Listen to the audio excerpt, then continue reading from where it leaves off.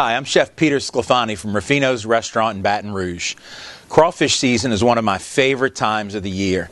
I just absolutely love fresh Louisiana crawfish tails. And today I'm going to show you how to make one of my favorite dishes, crawfish cakes. So we have some really basic ingredients. We start with some diced yellow onions. We have a little diced celery.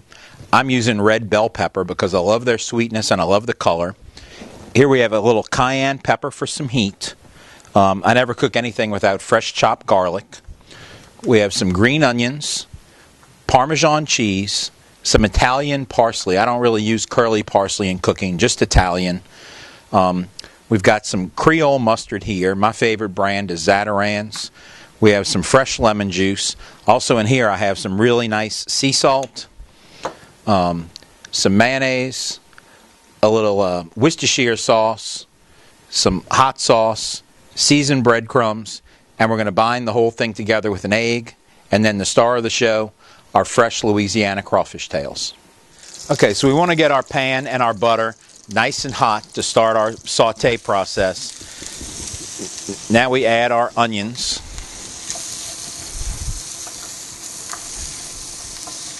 We're going to let that cook for just a minute. We're not really looking to get any color on these onions. We just want to sweat them down a little bit and soften them up. We're going to add our diced celery and our red bell pepper. Now again, I'm using red bell pepper, but any color bell pepper would work just fine. But I think red looks really good in the finished dish.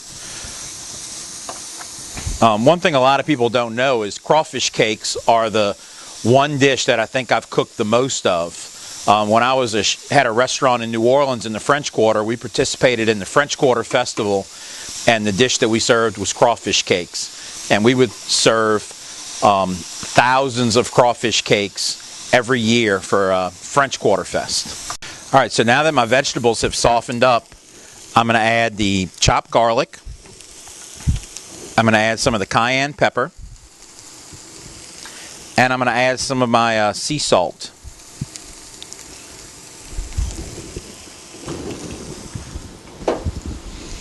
And now I'm just going to take it off the heat and let it cool down a little bit before we add it to the crawfish tails.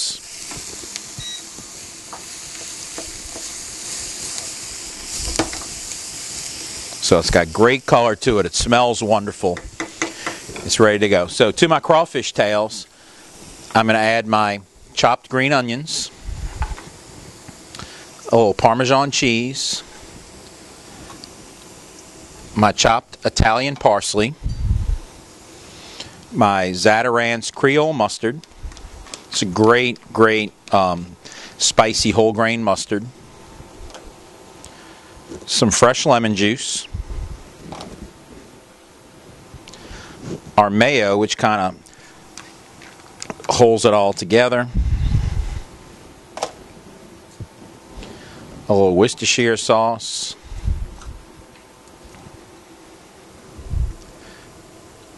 Some hot sauce in there. We're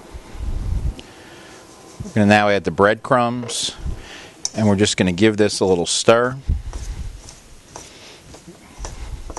So what we really want to do is we just want to use enough breadcrumbs to kind of bind it, but we want it to be primarily crawfish. So now we're going to take these vegetables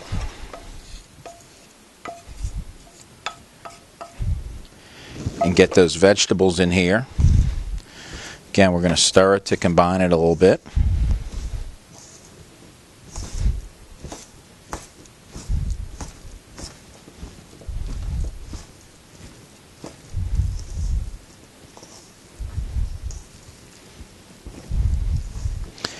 And then what I'm going to do is break one egg in here, and that egg is really going to make it all set once it begins to cook.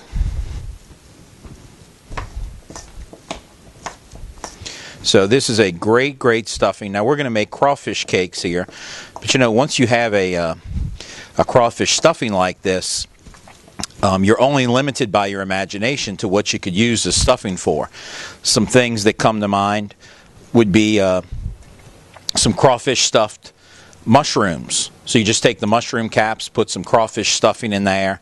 This would be great for some fish if you wanted to do possibly some stuffed redfish or stuffed flounder with crawfish stuffing. Really a lot of things you can do here.